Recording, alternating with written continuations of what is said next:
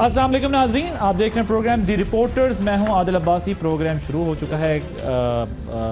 नाज़रीन, ख़वातीन और हज़रात, और तारुफ कराने वाला था मैंने, कि इससे पहले आप दोनों कोई बात कर रहे थे तो नहीं आप करते रहे। साबिर शाकिर साहब, काशिफ अब्बासी साहब, दोनों सीनियर एनालिस्ट हमारे साथ मौजूद हैं। और आज जो इम्पोर्टेंट स्टोरीज़ हैं उसमें एक तो ये कि दरख्वास्त ज़मानत जो मुस्तरद हुई है मियाँ साहब की, उस पर बात करेंगे। और मरियम नवाज़ साहिबा ने बड़ी सख्त किस्म की जो है वो ट्वीट की है। उन्होंने कहा है कि अब नहीं छोड़ना, सड़कों पे आना है, होगा, एग्रेसिव जाना है उन्होंने। इस पे बात करेंगे। शहबाज शरीफ साहब मुफाहमत के मूड में हैं, मरियम बीबी का मूड कुछ और है। दूसरी तरफ जरदारी साहब भी ज़ाहिर मुफाहमत की भरपूर कोशिश करते दिखाई दे रहे हैं, और उधर बिलावल साहब जो है वो थोड़ा स्ट्रॉन्ग स्टांस ले रहे हैं। इस पर भी बात करेंगे। आज वो आए, प्रोडक्शन ऑर्डर जारी होने के बाद उन्होंने फिर असम्बली में बात की। उन्होंने कहा आगे बढ़ें, आगे बढ़ाएं, चीज़ों को छोड़ दें, छोटे छोटे कामों को छोड़ दें। इस पर भी बात करेंगे, जरदारी साहब की पार्लियामेंट आमद पर। और कुछ और अहम स्टोरीज़ हैं जिनको हमने आज डिस्कस करना है। इश्तिहारात दिए गए बड़ा हैवी अमाउंट, उस पर थोड़ी सी बात करेंगे, वो कितना जस्टिफाइड था। कुछ और एक दो अहम डेवलपमेंट्स हैं वो आपसे शेयर करेंगे। साबिर साहब, दरख्वास्त ज़मानत मुस्तरद नवाज़ शरीफ साहब की तिब्बी बुनियादों पर सुप्रीम कोर्ट ने 6 हफ्ते का टाइम दिया था। वो 6 हफ्ते तो गुजर गए थे, उन्होंने उससे फ़ायदा उठाया नहीं।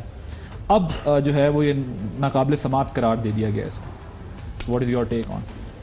उसमें तो चीज़ें क्लियर हैं, क्योंकि सुप्रीम कोर्ट में ये गए थे। सुप्रीम कोर्ट ने एक ऑप्शन दिया, इन्होंने 6 हफ्ते अवेल किए। 6 हफ्तों में इलाज के अलावा बाकी सब कुछ किया गया, सिर्फ इलाज नहीं करवाया गया।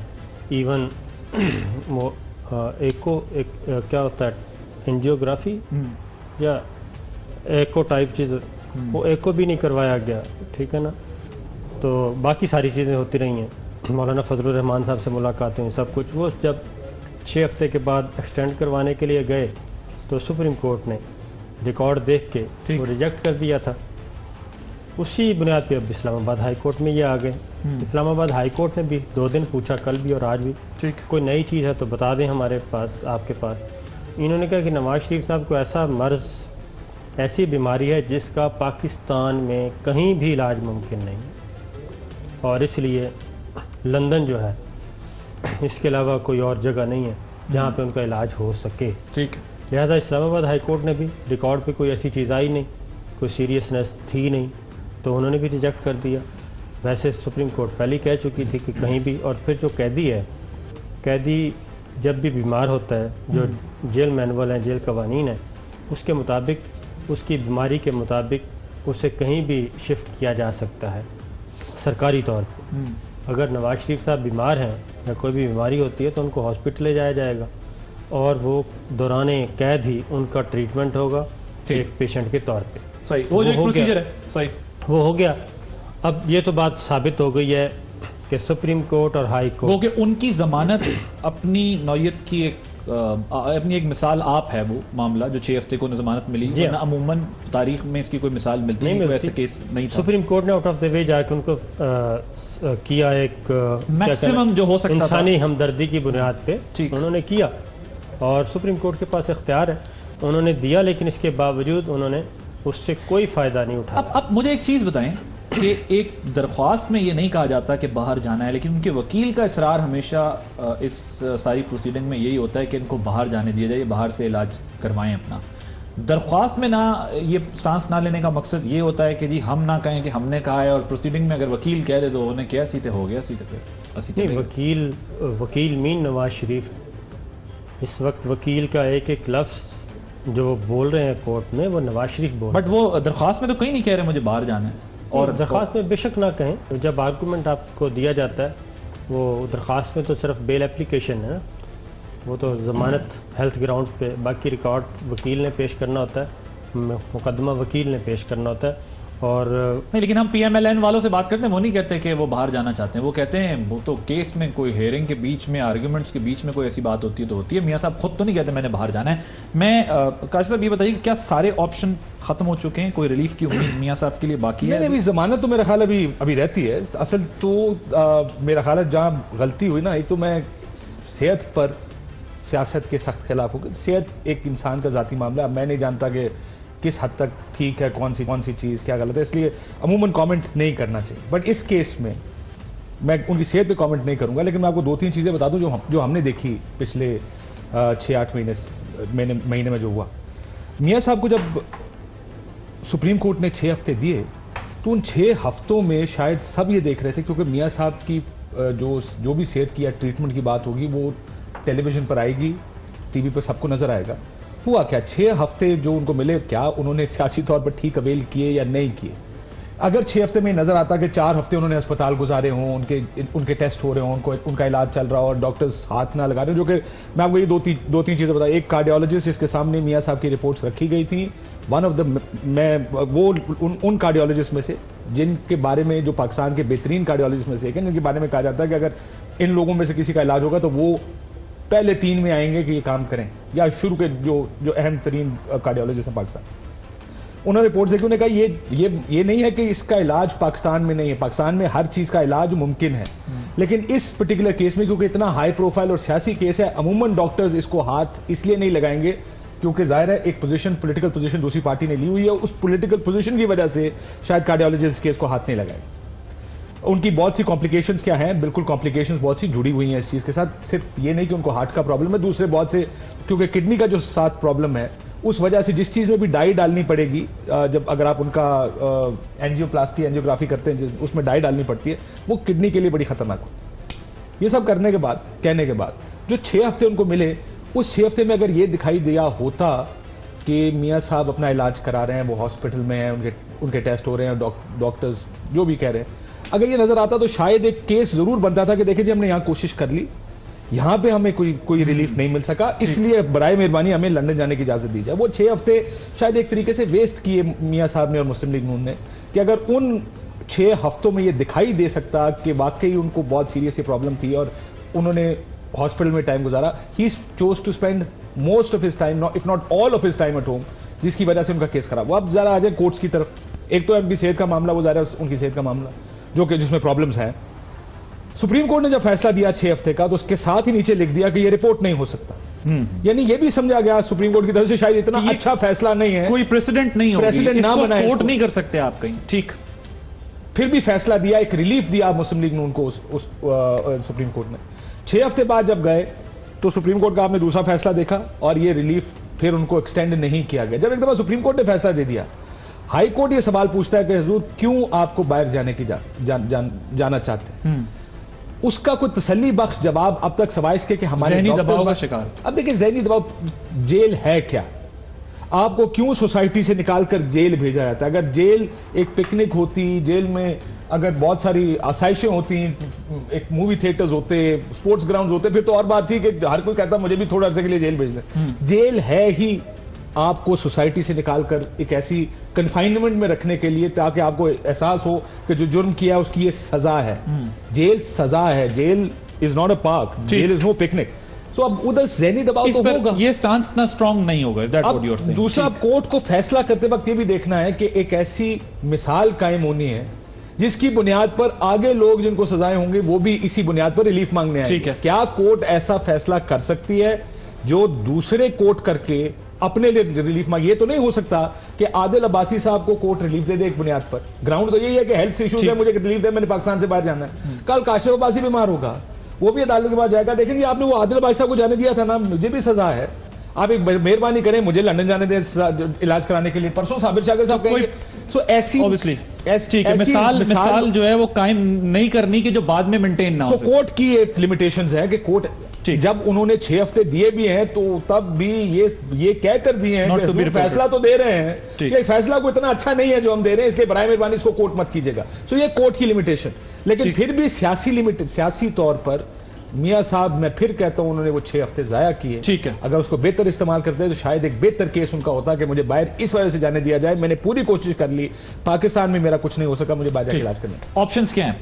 क्या ऑप्शंस हैं? क्योंकि वो ऑप्शन तो वो एग्जॉस्ट कर चुके हैं 6 वीक्स वाला। आगे उनके पास क्या चांसेस हैं, वो क्या कर सकते हैं? क्योंकि जाहिर आप पहले इस पे कमेंट करें, फिर अगला सवाल मरियम बीबी की ट्वीट है। ऑप्शंस क्या हैं अब उनके पास? ऑप्शंस क्या हैं? ऑप्शंस कोई भी नहीं है। ऑप्शन ये है कि हज़ारों कैदी हैं इस वक्त जेलों में। हाँ। और तमाम SOPs मौजूद हैं जेलों में कि कैदी बीमार होता है तो उसका क्या करना है। वो एक ऑटो सिस्टम है, कैदी बीमार होता है उसको इवन हार्ट अटैक भी हो जाता है तो उसको हॉस्पिटल ले जाया जाता है और उसका इलाज किया जाता है। ठीक है। जिस हॉस्पिटल में भी जो करीब तरीन हॉस्पिटल होगा, जो अच्छा हॉस्पिटल होगा, मियाँ साहब चूँकि VVIP कैदी हैं तो उनको वैसा ही ट्रीट किया जाएगा। ठीक है। फिर इनकी ख्वाहिश पे जेल में भी कोई हंगाम एक यूनिट नस्ब कर दिया गया था इमरजेंसी की। वो पहले ही जमानत से पहले ही कर दिया था, लेकिन उन्होंने हाँ। फिर भी उस पर सेटिस्फेक्शन नहीं थी कि नहीं किया। ये सीरियस नहीं ले रही गवर्नमेंट, तो बाद में फिर उनको असल देखने की बात यह है कि ये इलाज क्यों नहीं करवा रहे। वो इलाज इसलिए नहीं करवा रहे कि अगर इन्होंने इलाज शुरू करवा लिया तो इनका जो हेल्थ ग्राउंड है वो ख़त्म हो जाएगा, क्योंकि फिर रिपोर्ट्स आएंगी, डिटेल्स नहीं आएंगी, वो ट्रीटमेंट शुरू हो जाएगा ना, ट्रीटमेंट हो जाएगा। अगर बीमारी है, अगर बीमारी एग्जिस्ट करती है इसी लेवल की जिस लेवल की बताई जा रही है, उसकी रीज़न है कि मैं वापस जाऊंगा सुप्रीम कोर्ट में। सुप्रीम कोर्ट में जब ये बेल एक्सटेंड करवाने के लिए गए थे तो इन्होंने प्राइवेट 2 डॉक्टर्स की ख़त खिताबत जो है वो पेश की थी। तो सुप्रीम कोर्ट ने उसको एक साइड पे रख दिया था कि ये 2 प्राइवेट लोग आपस में कोई बातचीत कर रहे हैं, ये कोई ऑफिशियल डॉक्यूमेंट नहीं है, कोई लीगल डॉक्यूमेंट नहीं है। वो एक थे डॉक्टर ये लाहौर वाले, इनके इधर जो ज़ाती मुआलिज डॉक्टर अदनान, और एक उधर गोरा डॉक्टर थे, अब तो नाम भी भूल गया, डॉक्टर कोई थे। ठीक है ना। तो ना तो उस 6 हफ्तों में उस डॉक्टर से रब्ता किया गया, वरना तो चाहिए था ना कि उनको टिकट दिया जाता तो उनको बुला लिया जाता, बुला के उनको कहते ज़रा मियाँ साहब को चेक कर लें, आपके पुराने मरीज़ हैं। वो 6 हफ्ते तस्वीर में नज़र नहीं आए कि उनका भी कोई वजूद है, जिसकी वजह से ये सारा मसाइल खड़े हुए थे कि दुनिया में वाहिद डॉक्टर है लंदन में जो मियाँ साहब के मर्ज़ को जानता है, इसके अलावा कोई मर्ज़ को नहीं जानता। तो इसलिए हेल्थ ग्राउंड इनकी हो गई ख़त्म। ट्रीटमेंट शुरू करवाते हैं, हाथ नहीं लगा, डॉक्टर लॉरेंस जी हाथ नहीं लगाने देते वो किसी को भी कि मुझे टच नहीं करना, मैं अनटचेबल हूँ। तो अनटचेबल डॉक्टर लॉरेंस साहब भी सिरे से गायब। अब इलाज क्यों नहीं करवा रहे? अगर इलाज हो गया तो वो ग्राउंड ख़त्म हो जाएगी। फिर अगला है मेरिट पे वो अपील को लगने नहीं दे रहे, मेरिट पे नहीं जा रहे। उसकी रीज़न ये है कि मेरिट पे उनको पता है, वहाँ तो मुश्किल, बहुत मुश्किल है ना, यही चीज़ है ना कि मेरिट का उनको पता है कि अगर हम मेरिट पे गए तो इसमें कोई बचत नहीं है। इस्लामाबाद हाई कोर्ट ने भी स्टंप लगा देनी है और फिर एक ही ऑप्शन रह जाएगा और वह है सुप्रीम कोर्ट ऑफ पाकिस्तान।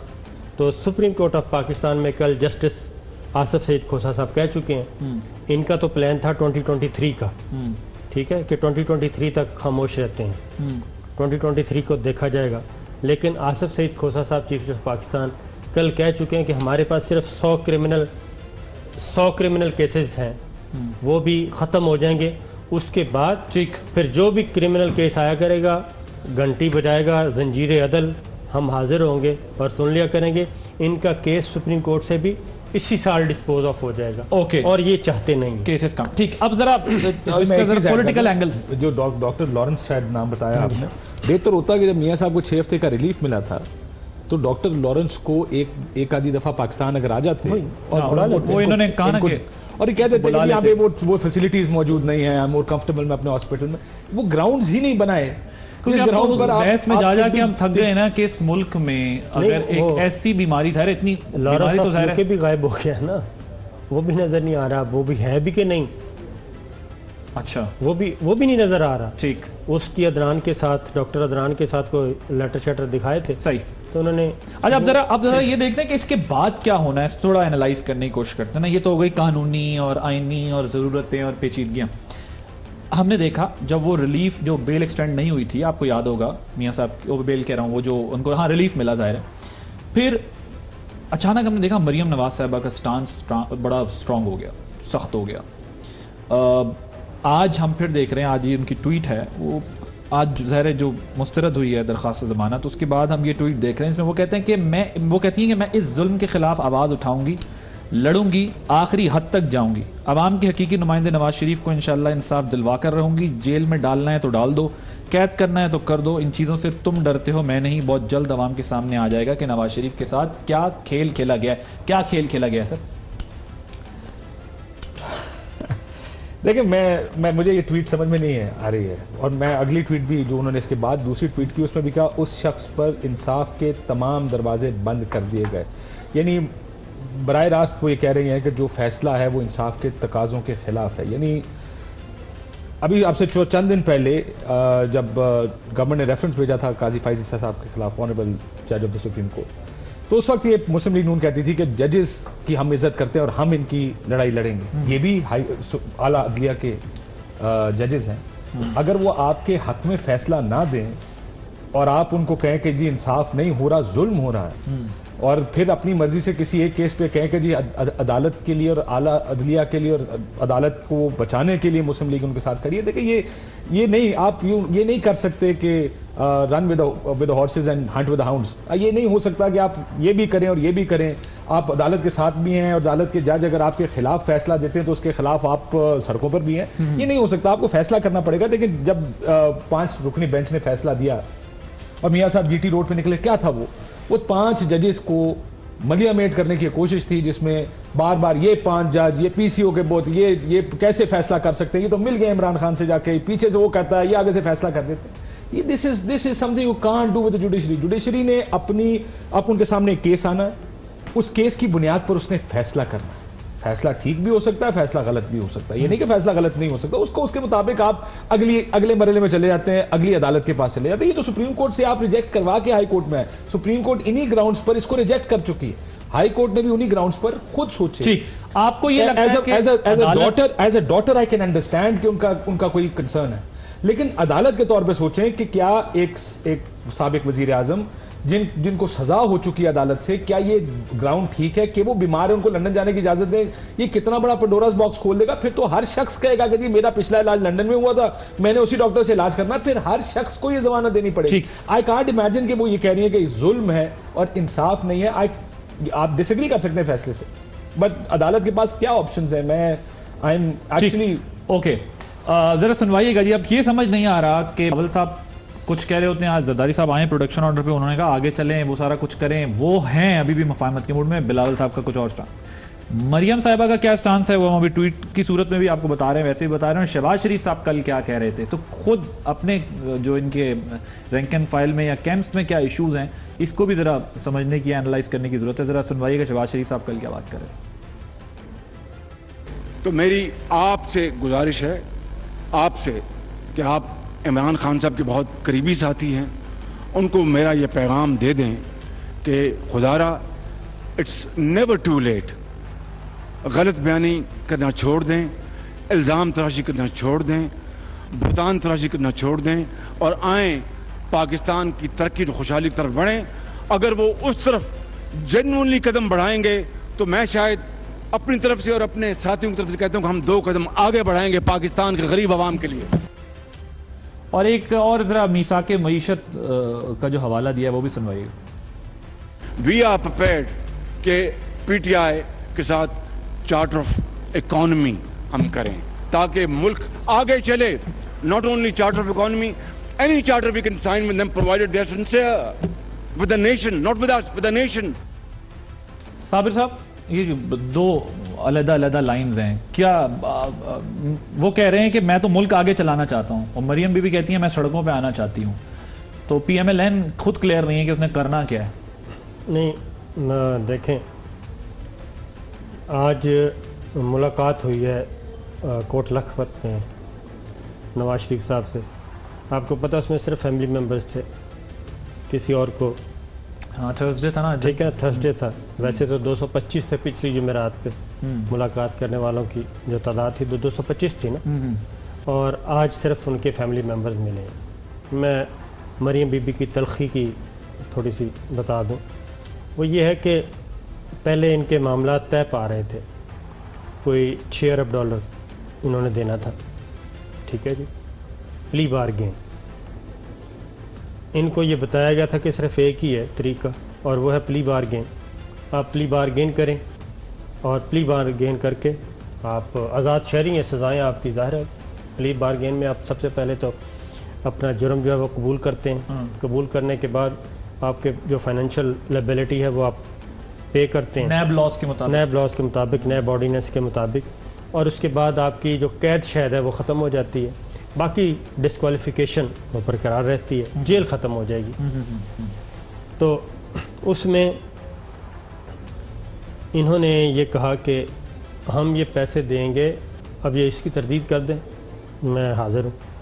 इन्होंने कहा कि बातचीत चलती रही, इन्होंने कहा कि पैसे हम देंगे थर्ड पार्टी के ज़रिए, उसकी कोई रसीद वसीद कोई नहीं होगी, किसी मदद की सूरत। हाँ, प्ली बारगेन नहीं करेंगे, इसको हम प्ली बारगेन का नाम नहीं देंगे, हम इसको कमिट नहीं करते, ठीक है। वो कतरी वतरी आ जाएगा, किसी तरफ से कोई डोनेशन आ जाएगी, जो भी है, मतलब इस दफ़ा ख़त नहीं आता, पैसे आते। हाँ, पैसे थर्ड पार्टी। ये यहाँ तक इनकी बात चली, थर्ड पार्टी के जरिए। रुकी कहाँ? रुकी यहाँ के गवर्नमेंट ने, इस साइड ने, उन्होंने कहा कि सिर्फ जो कुछ होगा आइन और कानून के मुताबिक होगा। प्ली बारगेन एक वाहिद रास्ता है, आप प्ली बारगेन का ऑप्शन लें, हाँ।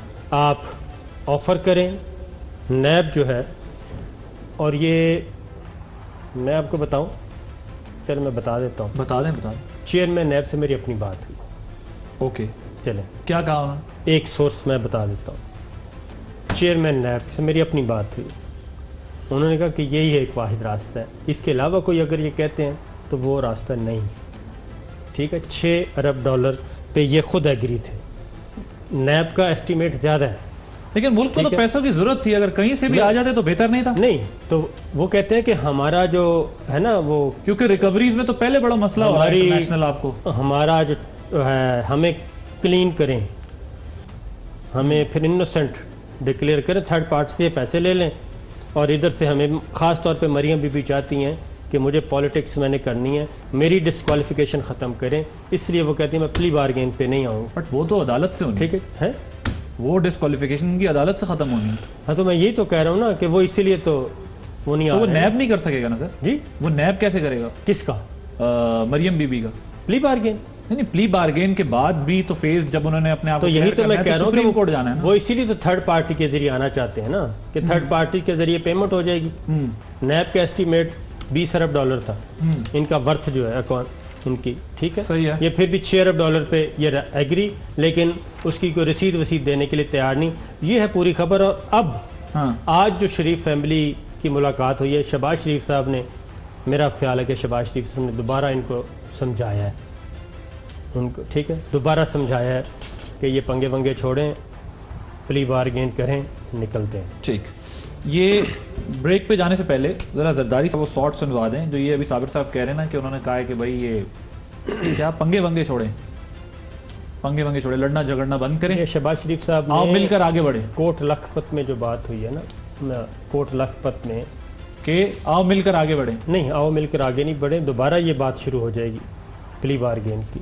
अच्छा ठीक है, जरदारी साहब का जरा शॉर्ट सुनवाएं, क्योंकि वो भी ये इशारा दे रहे हैं, वो कह रहे हैं भाई छोटे छोटे चेक्स, छोटे छोटी पेमेंट्स पे नोटिस ना भेजें, आगे बढ़ें, वो सुनवाएं, फिर हम ब्रेक के बाद वापस आएंगे, उस पर डिस्कशन करेंगे। ऑपोजिशन और हुकूमत हम साथ बैठ जाते हैं, हमें कोई इशू नहीं इस बात का, साथ बैठ के एक पॉलिसी, इकोनॉमिक पॉलिसी पे हम बात कर लेते हैं। कल हम थे, फिर कोई और था, आज कोई और है, कल कोई और होगा। आप पूरे मुल्क में कौन कौन हिसाब देगा, कहाँ कहाँ तक हिसाब होगा, ये हिसाब किताब बंद किया जाए और आगे की बात की जाए। ब्रेक के बाद बात करेंगे कि कौन कौन हिसाब देगा और कैसे हिसाब देगा, और फिर जरदारी साहब भी ये बात क्यों कर रहे हैं, क्योंकि शहबाज शरीफ साहब भी ये कह रहे हैं कि आगे बढ़ें, तो इस पर बात होगी ब्रेक के बाद।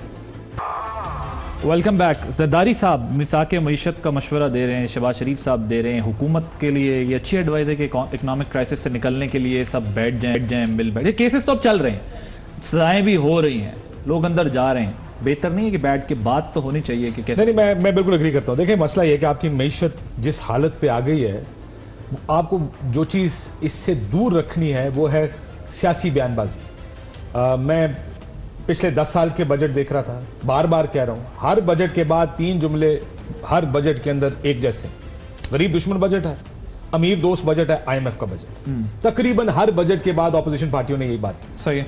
हाँ, एक तरफ जिस वक्त ये हुकूमत आई या पिछली हुकूमत जब भी थी, हर हुकूमत जब आती है पहली चीज कहती है इकोनॉमी क्राइसिस में।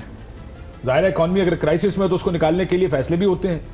मैं नहीं जानता कि किस हुकूमत ने ठीक फैसले किए, आई कांट इमेजिन किसी हुकूमत ने गलत फैसले किए हैं, लेकिन तमाम पार्टियों का ऑन बोर्ड होना एटलीस्ट मईशत के ऊपर बहुत जरूरी है। ये नहीं हो सकता कि जो फैसले हुकूमत करे, कोई भी हुकूमत, देखिए आज इमरान खान साहब की गवर्नमेंट है, कल कोई दूसरा भी आएगा, जो भी आए मईशत पर सियासत ना करे, वो लोग कमेंट ना करें जिनको मईशत की समझ नहीं है। होता क्या, जो ही बजट आता है आपको रट्टी रटाई 4 लाइनें हर सियासतदान के मुंह से नजर आएंगी। हुकूमती सियासतदान कहेगा आला तरीन बजट है, मौजूदा सूरत हाल में इससे बेहतर बजट नहीं आ सकता था, ये मुश्किलात है, इसकी वजह से ये करना बहुत जरूरी है। पिछलों ने ये किया, और पिछलों, ये सब पिछलों की आप मियां साहब का उठा के देखिए, उन्होंने यही कहा आप तबाहाल मईशत, ये जुमला जो है रट चुका है। तबाहाल मईशत, आप पीपल्स पार्टी का उठा के देखिए, उन्होंने कहा जी मुशर्रफ साहब ने हमें तबाह जो मईशत दी थी हमने उसको पांव पे खड़ा किया, और अब इमरान खान साहब ये कह रहे हैं।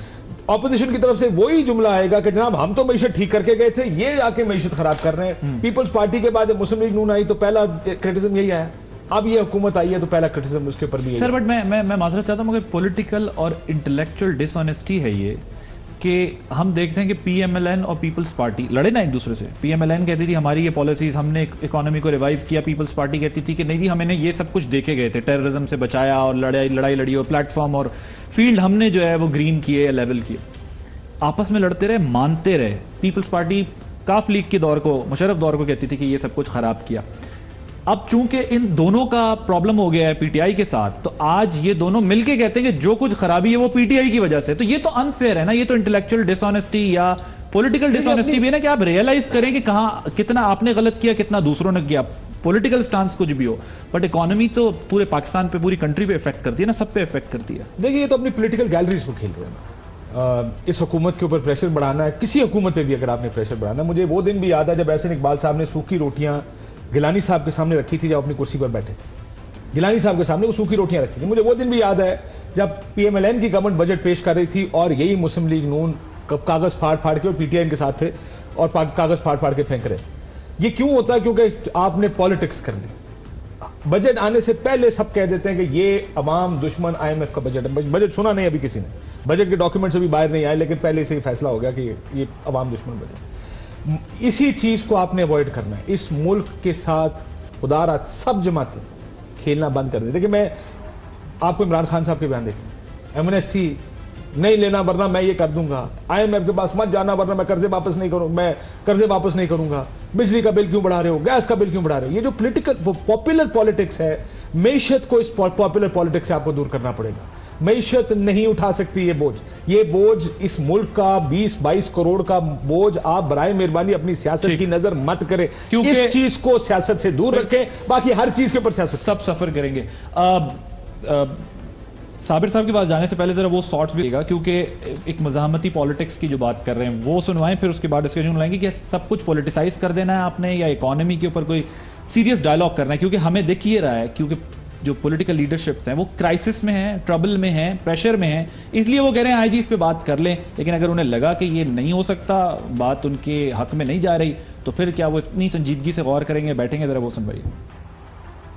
जब भी मैंने कोई दावा किया है तो वो मैंने करके दिखाया है, और मुझे नहीं नजर आता कि ये कप्तान ज्यादा दिन संभाल सके। अर्ली इलेक्शन करा के और पाकिस्तान पूरे में पीपल्स पार्टी की हुकूमत बना के दिखाएंगे। सदर ज़रदारी एक इशारा दे, हम इनको हुकूमत को 1 वीक में गिरा सकते हैं। Enough is enough.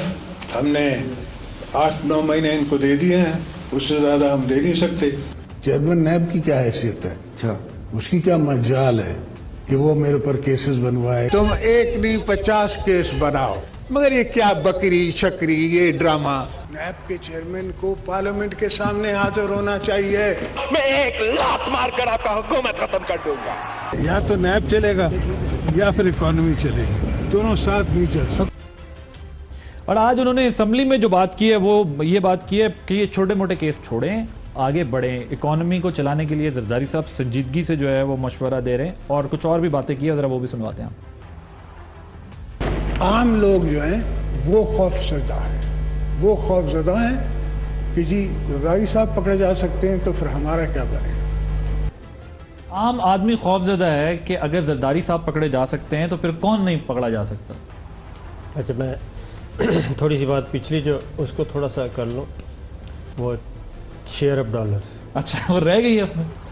तो मरियम बीबी अब समझती हैं कि मैं शायद मसल वसल दिखाऊंगी, थ्रेट करूंगी तो शायद कोई बात बन जाए, ठीक है। तो इतला ये है कि उनकी बात नहीं बनेगी, जो स्टेट का फैसला है वो स्टेट का फैसला है।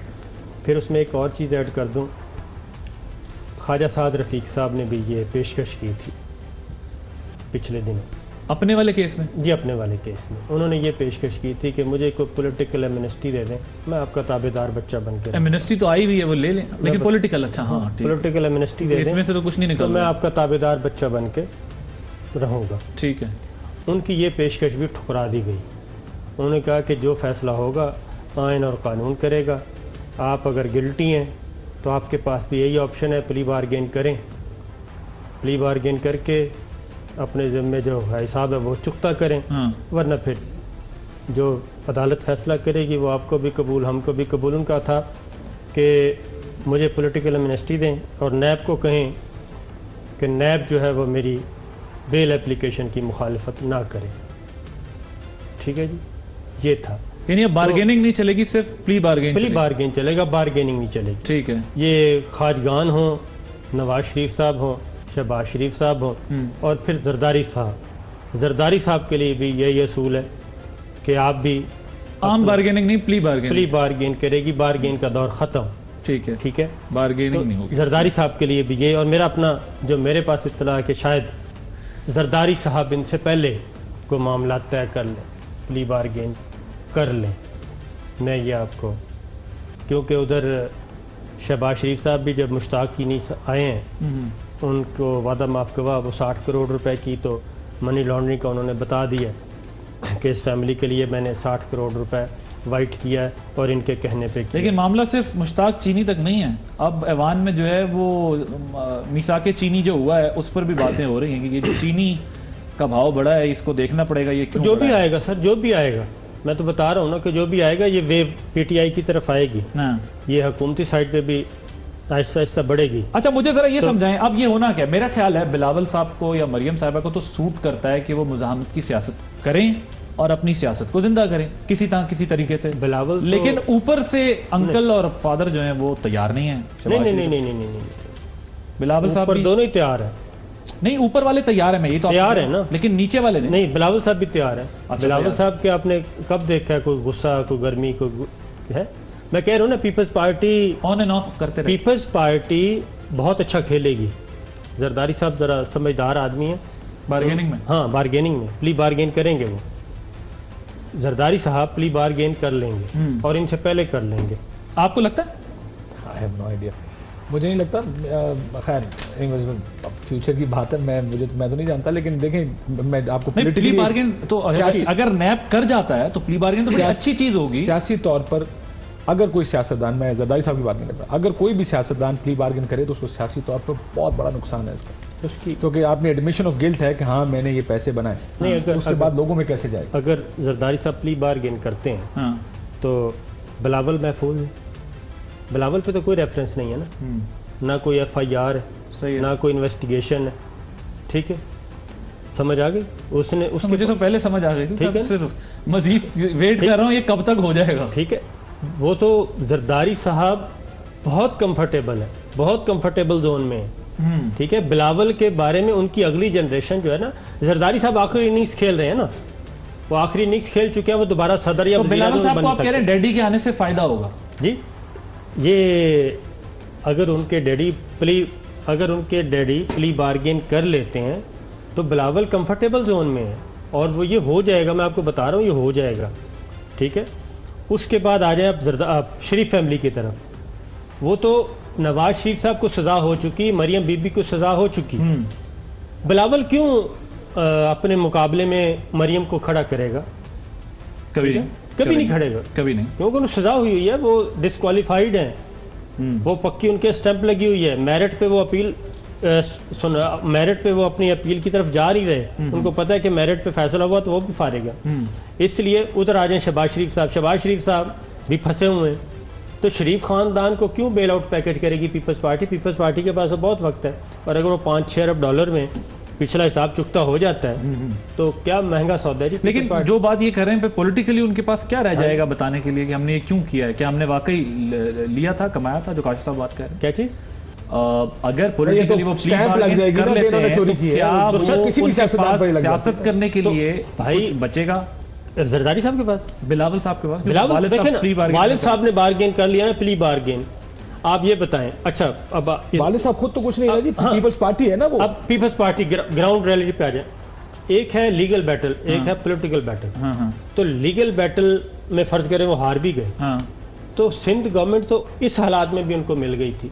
पीपल्स पार्टी को, पीपल्स पार्टी सिंध में तो अभी भी हुकूमत बना है, लेकिन अब अगर बिलावल को क्लीन चिट मिल जाती है, जरदारी साहब प्ली बार्गेन करके वो कहते हैं कि मेरा हिसाब मेरे तक रखें, मैं क्लियर, क्योंकि कंफर्टेबल जोन में है, नैब भी कंफर्टेबल जोन में होगी, क्योंकि बिलावल के बारे में कोई केस नहीं है, बिलावल के बारे में इन्वेस्टिगेशन भी नहीं है अभी तक। ठीक है, तो आपको ये इसलिए लगता है कि ये काम जल्द हो जाएगा? हो जाएगा, जरदारी साहब वाला हो जाएगा। उसमें बिलावल साहब बेनिफिशियरी है, लेकिन पीएमएलएन का जो है वो नहीं। लेकिन उस दिन भी हम बात करते हैं, बिलावल साहब की जुबान लड़खड़ा रही थी जब वो मरियम बीबी से मिलकर आए हैं कि मुझे उम्मीद है कि इशू वही है थर्ड पार्टी वाला, ये किसी वक्त भी देखें।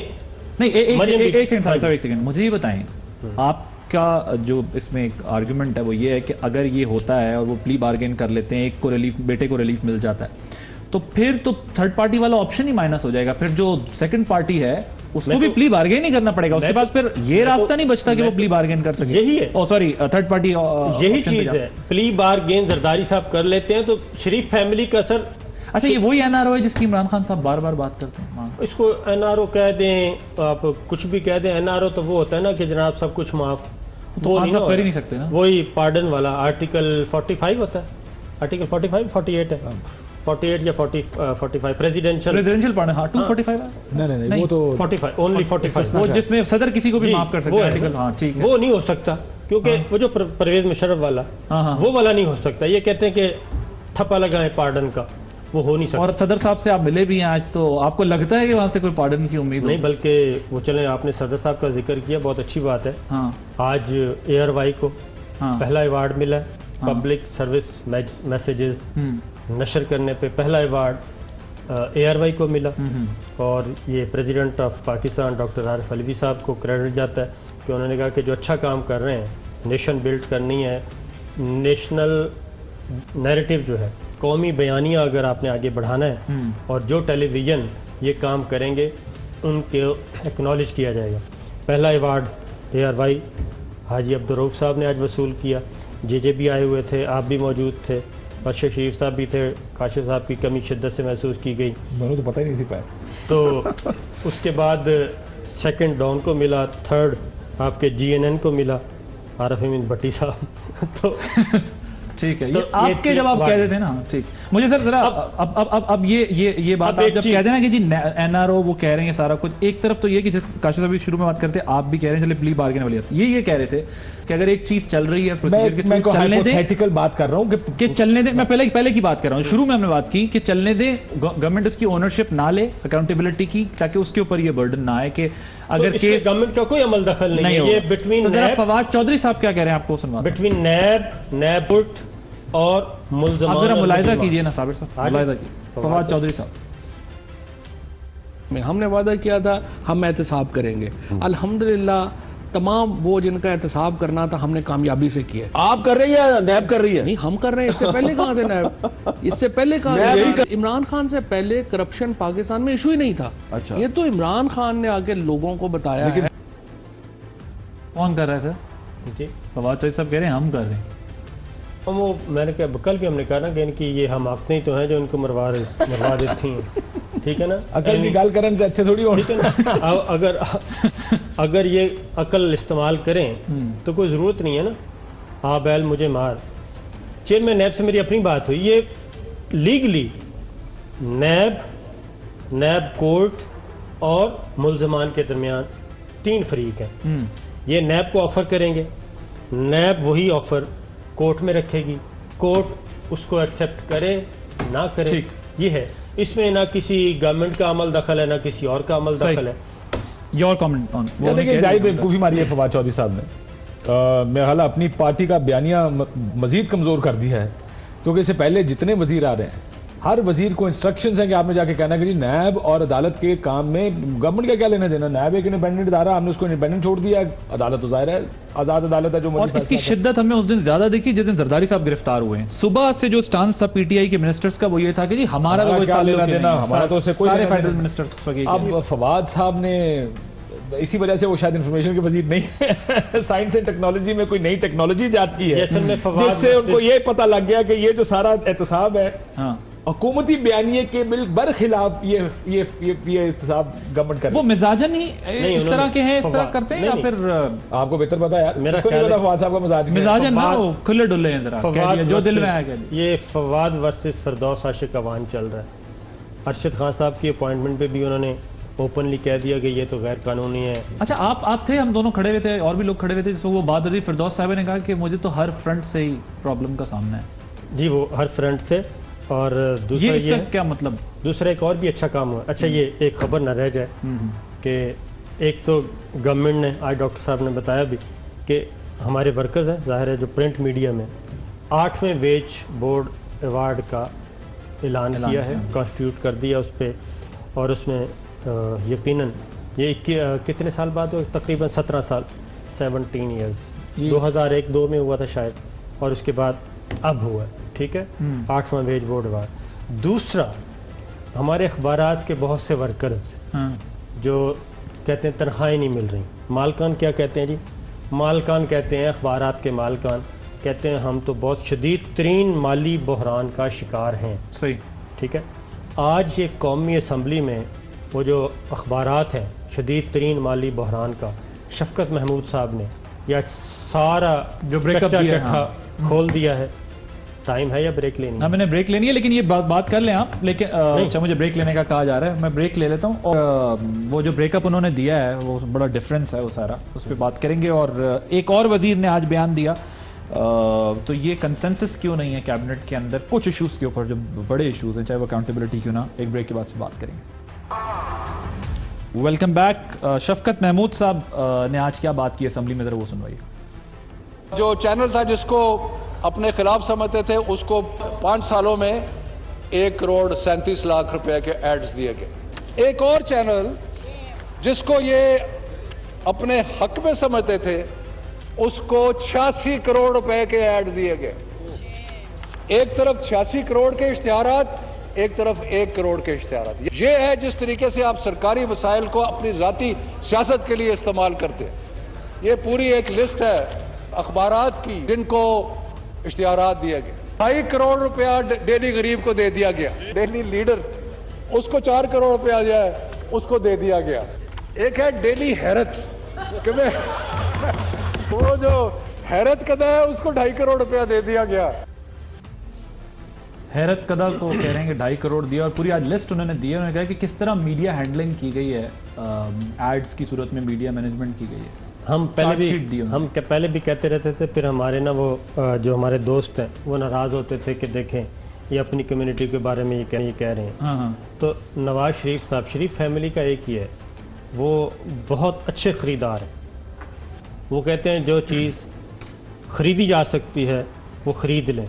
वो खा इंटेलेक्चुअल हैं आपके, उनको ख़रीदा जा सकता है, उनको ख़रीद लें। अखबारी मालकान को ख़रीदा जा सकता है। परमट प्लॉट पैसा दे दें, बस अपना काम सीधा करें, अपना उल्लू सीधा करें। अब मैं कह रहा था कि हमारे अखबार के जो दोस्त हैं वो सिसक कर मर रहे हैं, और एक अखबार बहुत बड़ा नाम है, नाम नहीं लेते, उसका एक माजूर शख्स है, रिटायर हुआ है, वो धक्के खा रहा है पिछले 3 साल से। उसको उसके बकाया जात नहीं दे रहे कि माली हालात बहुत ख़राब है। ठीक है, उस अखबार का एक फिगर है, एक अखबार का 1 अरब 85 लाख रुपया, 1 अरब 85 लाख रुपए के इश्तिहार मिले उसको।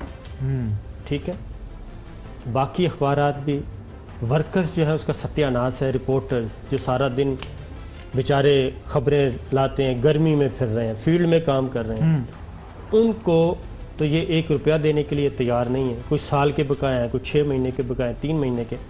ये हैं वो सबूत, ये पूरी लिस्ट है, ठीक है। कितने अखबारात हैं? 362 अखबारात हैं। और कितना पैसा दिया गया? 8 अरब 78 करोड़ 8 अरब 78 करोड़ रुपए के ये अखबारात को इश्तिहारात दिए गए हैं सिर्फ 5 सालों में ये प्रिंट में। अब ये हालात हों तो अखबारी मालकान को तो उन्होंने ख़रीदा हुआ था ना। इसमें इतने इतने शुरफा के नाम आ रहे हैं और ये बड़ी तकसीम बड़ी गैर मुनसिफाना है ना, ये बड़ा अनफेयर तरीके से जो है वो इसकी डिस्ट्रीब्यूशन तो हुई उसमें, है। उसमें ये था कोई कि क्राइटेरिया कोई खरीदा कि कोई कैटेगराइज किया गया हो। उसमें ARY है ना जी, ARY 5 सालों में 1 करोड़। इसलिए कि ARY ने अपना बयानिया, उनका बयानिया लेने से इनकार कर दिया था। मुझे बुलाया था ना वज़ीर आज़म हाउस में। मैं एक्चुअली आपको क्या बात हुई थी? मुझे बुलाया था कि आए ज़रा करते हैं। सलमान इकबाल साहब से मैंने बात की, उन्होंने कहा चले जाए, इसमें क्या है। मैं चला गया, इनके करिंदे मिले, उन्होंने कहा जी हमारा ये बयानिया है। तो सलमान साहब की वाज़ेह डायरेक्शन थी कि बयानिया शयानिया नहीं चलेगा, आप बात करें, जो हमारा राइट है वो दें, नहीं देना ना दें, आपकी मर्ज़ी। और अंदर 3 मालकान और बैठे थे जो बयानिया पकड़ के बयाना पकड़ के चले गए। तो जो ठीक है ना, जो इनके बयानिए पे बयाना पकड़ते गए वो ये लिस्ट बता रही है कि ये ख़रीदार बहुत अच्छे हैं, शरीफ ख़ानदान बहुत अच्छा ख़रीदार है, ठीक है। इसके अलावा क्या है आपको पता ही है। ठीक, thank you so much Sabir Shakir साहब। अब्बासी साहब हमारे साथ मौजूद थे, नाज़रीन ने अपना प्रोग्राम देखा। आदिल अब्बासी को, रिपोर्टर्स की टीम को अपना फीडबैक जरूर दीजिएगा। अल्लाह हाफ़िज़।